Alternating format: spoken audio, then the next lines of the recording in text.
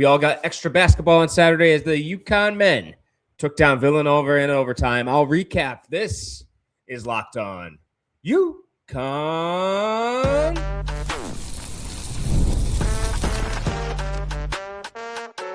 You are Locked On UConn, your daily podcast on the UConn Huskies, part of the Locked On Podcast Network, your team every day.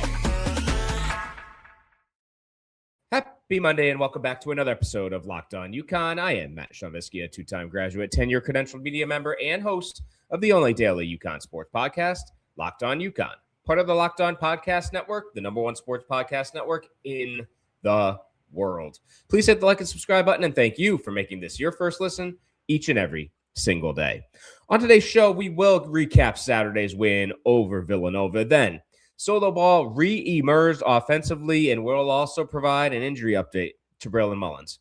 And finally, the UConn men's hockey team took home potentially a first of what could be many trophies this past weekend. But first, today's episode is brought to you by FanDuel. It's the last call for football on FanDuel. If you're a new customer, bet just $5 and get $200 in bonus bets if you win.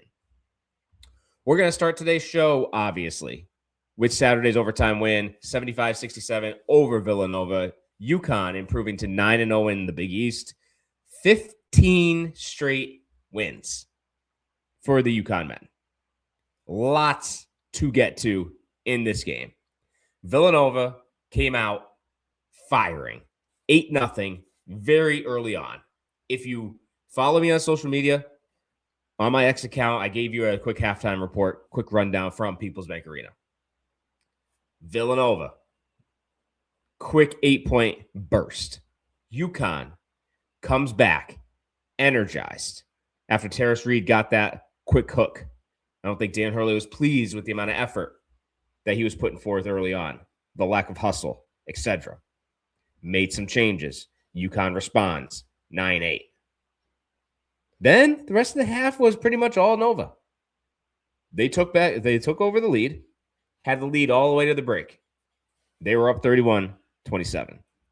And there were a lot of things that I liked, some things I did not like. And what did I say in that video that I posted? Solo Ball was going to go for 20 to 25 points. He had 10 at the half. It was clear he had that aggressiveness. He had that look in his eye that he wanted to take over a game. And no one else was making. Alex Karaban, scoreless at the half. Terrace Reed was struggling. Nobody else was making shots. I made a comment in that video that I didn't have the stats in front of me, but I was thinking there's no way UConn was shooting over 30% from the field. But what were the things that I liked? Obviously, Solo Ball and offense. Jaden Ross, I really liked his defensive effort. And as the second half went on, that was something that stood out as well. Braylon Mullins, I was hoping was going to step up a bit. Obviously, he got hit in the head, had to take a seat the rest of the game. We'll update that in the second segment. Terrace Reed mentioned the quick hook. He came back on the floor, started diving on the floor. Braylon Mullins diving on the floor. Jaden Ross diving on the floor. So you started to see the hustle. And then the last piece for me, I saw some comments on social media that the crowd wasn't great. The crowd to me was spectacular on Saturday, especially for a 12:30 start. Fired up, energetic. And I made the comment on that video on Saturday, hey, especially for an early game, this crowd is amped. This crowd has some extra juice. This crowd has some energy that I feel is going to carry the team the rest of the way. As the second half started, and I thought Solo Ball was going to take over offensively. Check, check, check. All of that happened. Solo Ball took over offensively, right? In the second half and overtime. The energy from the crowd, palpable. And then Karaban took over in that second half as well. So it was the tag team of Solo Ball, Alex Karaban. Shocker, right? He's doing everything this season. Karaban is. He's been the leader that this team has needed in those situations where things aren't going well. And that's one of those intangibles that as we continue throughout this season, if things aren't going well, he's sitting there as a guy that's been there, done that. The experience level, the trust with his coaching staff, his teammates. And he delivered after that terrible first half. So UConn down 31-27 at the half, won the second half by 4, won in overtime, and Huskies improved to 9-0 in the Big East. What did I like down the stretch? Well, the offense-defense substitution pattern that Dan Hurley had. Of course, Braylon Mullins was not available in this after he went down the rest of that second half. There's some fans around me that didn't like the effort and didn't like Jaden Ross being on the court. To me, loved having him on the floor defensively. And then Stewart coming in on the offensive side. But I like the hustle, the energy, the defensive prowess that Jaden Ross possesses. He's going to be a key asset, and especially down the stretch when Villanova had a chance to win the game. Jaden Ross delivered on the defensive side of the ball. So that was huge to me. And then Terrace Reed coming through. Forcing overtime. Huge. So despite this team not having players that were going to take over on Saturday, despite having players that were not on top of their game on Saturday, this team found a way. And that's what we've been talking about. This is the trend since New Year's Eve against Xavier. That things haven't been the best, but they're finding ways to win. And as we turn the calendar very quickly here to February, and then March, and then April, that is what is needed. That is what is going to put this team over the top. The experience that nobody else has. The leadership that nobody else has. The coaching that nobody else has. The championship level defense as well. So the Huskies, 75-67 overtime winners over Villanova. It was what a game on Saturday. I had my son there with my dad as well. Spectacular environment. Spectacular day. And it's just another one of those games that you're going to look back on as those key moments throughout this year. I think that Villanova win is going to be something that we can look back to as fans as, hey, yeah, things weren't going well there in January, but that game, what Solo Ball did, we're going to talk about him in the next segment. The ability to overcome when things aren't going great. This is going to be one of those things we point to, one of those games we point to that this team can pull from as the season moves along. So, take a quick break here. On the other side, we will talk Solo Ball offense and give a quick update injury-wise on Braylon Mullins. We'll be right back.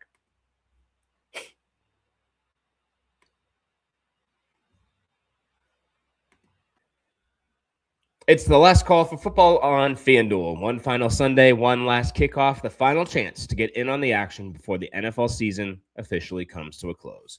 This is Super Bowl 60, and the New England Patriots are once again back. And FanDuel is making sure you're right in the middle of it with a special offer just in time for the biggest game of the year. Whether you're backing the favorite, riding with the underdog, or building one last same-game parlay, this is the game everyone's been waiting for. This is where prediction turns into plays, stats turn into storylines, and every snap feels bigger. It's the perfect way to cap off the season and make the Super Bowl even more exciting, from kickoff to the final whistle. Will the Patriots be able to compete with that Seattle defense? Will Drake May be able to deliver offensively, something he has not done throughout the playoffs? If you're a new customer, bet just $5 and get $200 in bonus bets if you win. Make it count, because after the Super Bowl, the season is over. Last call for football on FanDuel, an official sportsbook partner of Super Bowl 60. Visit FanDuel.com to get started.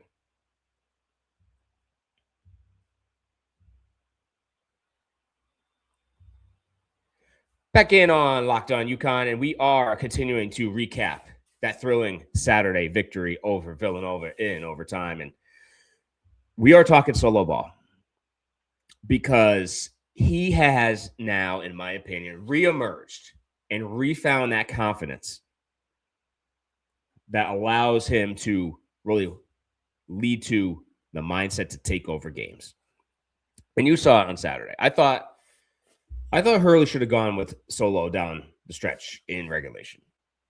Should have put the ball in his hands. It was clear that he had things going. It was clear that he wanted to take over games. It was clear that he was going to get it done. But Hurley kept it in Silas Demery's hands. Something that changed is if you continue to analyze how UConn was attacking offensively, it changed in overtime. Because he wanted Silas Demery to break down off the dribble, get penetration, maybe hit one of those fadeaways at the end of regulation to win it. Huskies didn't hit. Villanova had a chance to win. But it was solo in overtime. It was Solo's dominance in overtime. Finished with 24 points, 7 of 17 from the field, 5 of 12 from three. Perfect from the line, 5 of 5. Had 5 rebounds, 3 assists. 0 turnovers. He was on top of his game. Played 38 minutes, committed 1 foul.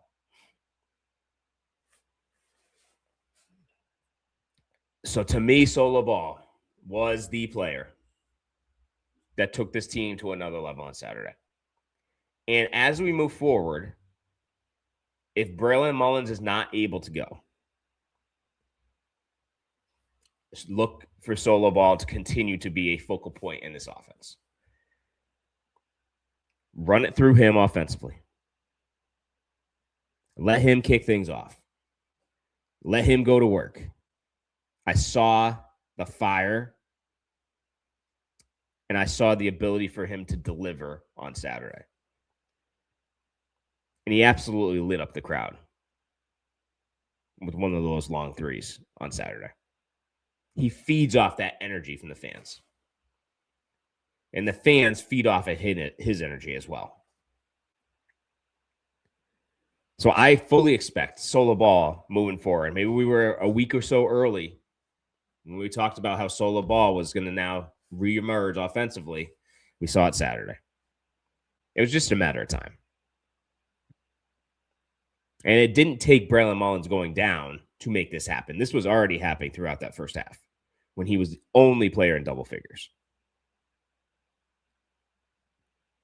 So I expect Solo to continue as the Huskies turn the page to Providence on Tuesday. Now, on Tuesday, will they have Braylon Mullins? My guess is no. We're recording this late on Monday, and there's no complete injury update on him. My expectation is he's going to be questionable, concussion. Maybe out. I'm guessing he'll be questionable heading in. He's not going to play. Now, from where I was sitting, I didn't think what happened was a huge hit to his head. I thought before seeing the replay, I thought he had gotten poked in the eye from where we were sitting. But then when he got up and needed help off the court and was wobbly and woozy and clearly not completely there, that's definitely a concern, to the point where I expect him to miss probably a couple of games. Dan Hurley after the game said concussion protocol. Obviously, it's something to watch. I know Hawkins, when he went down a few years ago, that was something that kept him out for an extended period of time. And he ultimately missed Big East tournament. And I believe he sat out, if I remember right, his freshman year, he sat out the Maryland OT loss or the Maryland NCAA tournament loss as well. So this is something that has impacted UConn freshmen in the past, and it's impacted seasons, and it's impacted how things have played out for the Huskies throughout the rest of the remaining season. We'll see exactly the extent. We'll look to continue to get more information as we possibly can. But I don't expect Mullins to be available against Providence, and probably not against Creighton either.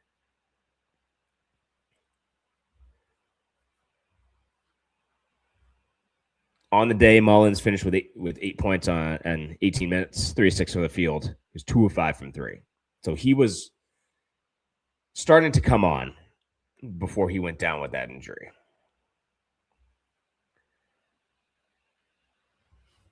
And obviously, UConn is back in action on Tuesday against Providence. Then they're on the road at Creighton on the 31st and have a little bit of a break, a few days there before Xavier on February 3rd. I think that's a Wednesday. It's a Tuesday or Wednesday. So probably at least a week off for Braylon Mullins. Happened on a Saturday, probably going to miss 2 games. But if he's ready to go, he'll be out there. If he's not ready to go, they're not going to rush him back. That's clear, especially with an injury of that nature, especially the way he looked when he got up off the floor. The fact that he needed 2 guys to help him hobble very gingerly to the locker room. So we'll continue to stay close on that. And with Mullins absent, just expect more from the guys like Solo Ball, Alex Karaban, and continue to see them step up. And Jaden Ross is going to be a key piece defensively as we move forward here. I don't know, probably Stewart will get the start if Mullins can't go. But you're going to see a lot more Jaden Ross, a lot more of that defensive energy and that defensive effort as the Huskies get set for Providence.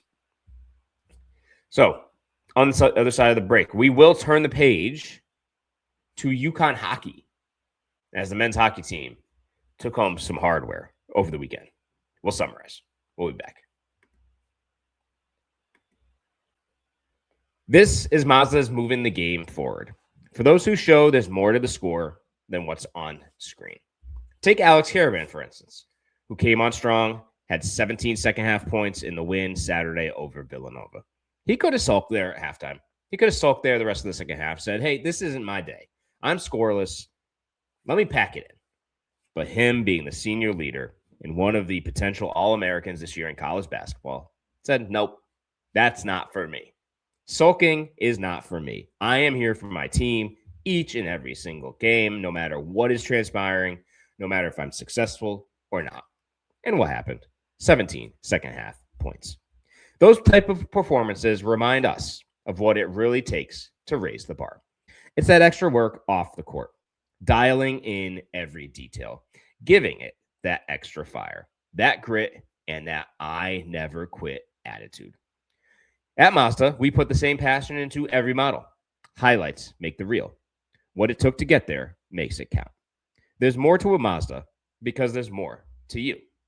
And just like there's more to a UConn team, Alex Karaban delivers. Alex Karaban comes through in those highlight moments. So if you're looking for a new car, choose a Mazda. We've had one. We loved it. We continue to love it.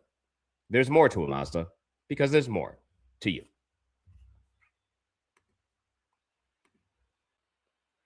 Back in on this Monday edition of Locked On UConn, and we are switching gears to men's hockey. That's right, on the ice, because something is transpiring here in stores that we need to talk about, and we're going to start integrating UConn men's hockey and the women into this show as we move forward here, as the calendar is about to turn to February. And why are we talking about them? Because CT Ice, Connecticut Ice, the key tournament that brings together all 4 of the major hockey programs here in the state, took place this past weekend. Kicked off on Friday. UConn played Yale. Quinnipiac played Sacred Heart. And my goodness, What a tournament it was. On Friday, UConn, ranked 13th currently, took down Yale 5-2 on Friday night. And they advanced to the final as Quinnipiac took down Sacred Heart 5-1, setting up a matchup of the two ranked teams nationally from the state of Connecticut. Aforementioned UConn, number 13. Quinnipiac, I think, was up to number 6 heading into this thing. And they played down at Yale for the championship on Saturday night. UConn jumped out to a 1-0 lead after Tabor Heaslip put UConn up 1-0. That's where it stood after the first period. Second period, Quinnipiac, obviously, they're going to be strong. They're going to come back. Had 2 goals of their own and led 2-1 heading into that third period. Before UConn put up 3 goals, held Quinnipiac scoreless, and took home the title 4-2 down at Ingalls Arena. This UConn men's hockey team, I think to me, the biggest thing that I look at, the spreading the wealth around offensively, multiple goal scorers leading the way. It's not one guy doing everything. We'll get to the stats in a little bit. But the bigger thing that impresses me, they're 8-1-1 away from home. 8-1-1. And that's a sign of a team that doesn't need to rely on the home crowd. It's, to me, a sign of a team that's mature, that can go away from home in uncomfortable situations, especially here in Hockey East. We know what those environments can be like. And to be able to perform to the level that they are is something that's going to help them as this team gets into tournament time. If we think back to those New Year's Eve predictions, one of the things that I put out there as a New Year's prediction was a team other than on the hardwood. Could be men's hockey, could be women's hockey, could be baseball, are going to be coming home with some year-end hardwood. UConn might be registering a new national champion. And this is one of those teams that certainly has an opportunity to compete at that level nationally. And it's guys like Jake Richard, who's leading the team in points, has 15 assists, 7 goals. Joey Muldowney, leading the way with 13 goals. Ryan Tattle, your big-time senior, 9 goals, 12 assists, 21 points. Second on the team with Muldowney. And then adding in pieces like freshman Carlin Dezende, 8 goals, 6 assists as a freshman. This roster and this team that head coach Mike Cavanaugh has put together is something that I think is another level here with this UConn hockey program. I think it's a team, as UConn has continued success, and we're going to try to talk to Coach Cavanaugh later this week. They have a down week this week because they have a bye this weekend, a little time off.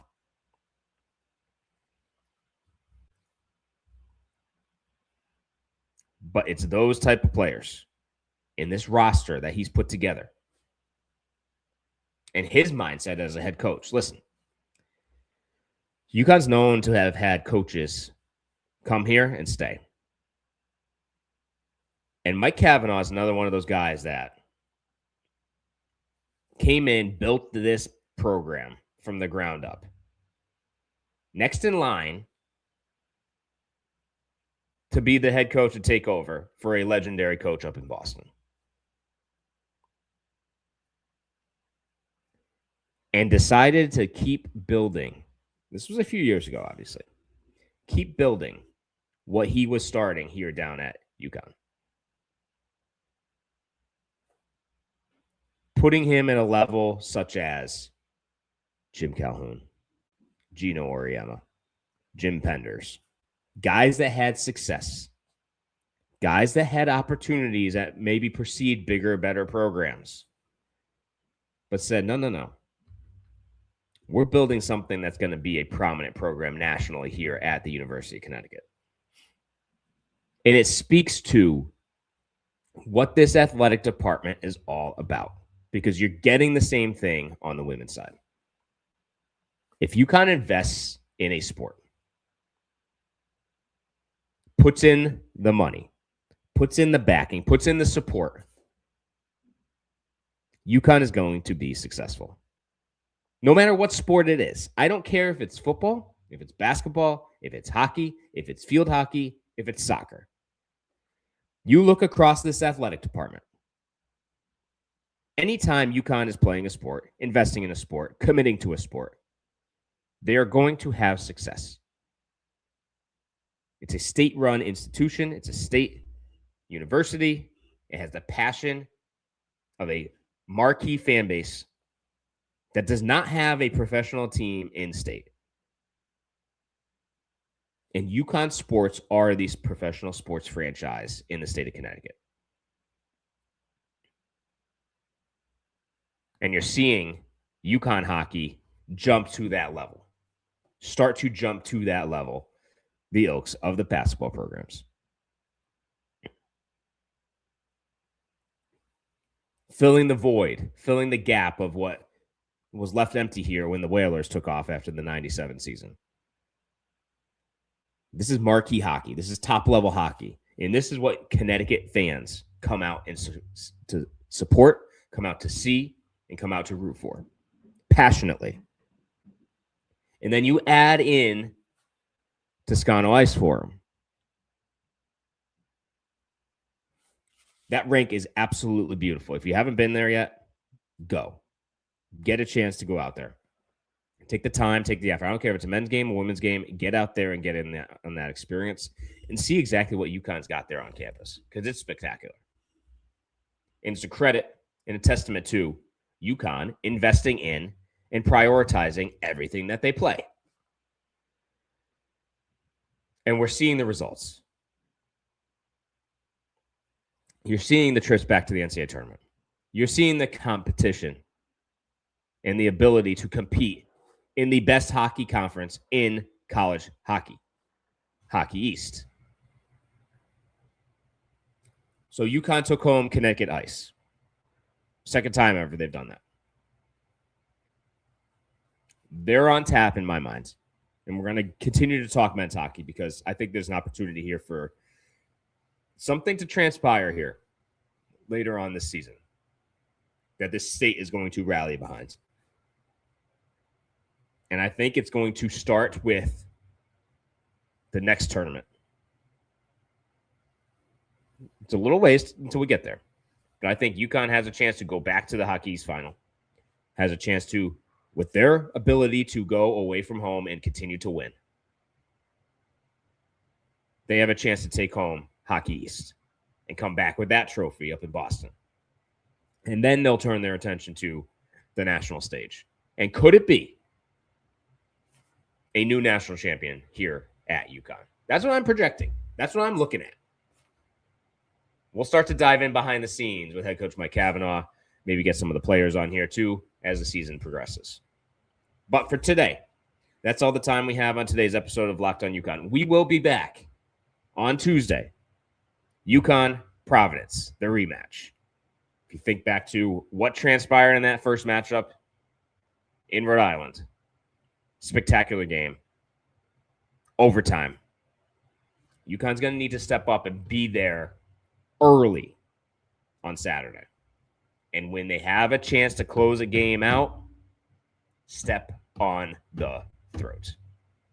That's what we'll be looking for as we move forward. But on today's show, thank you for tuning in to today's episode of Locked on UConn. Please hit the like and subscribe button. And for a second listen, check out Locked on Sports Today, hosted by Peter Bukowski, part of the Locked on Podcast Network. Your team every day. And as always, go Huskies!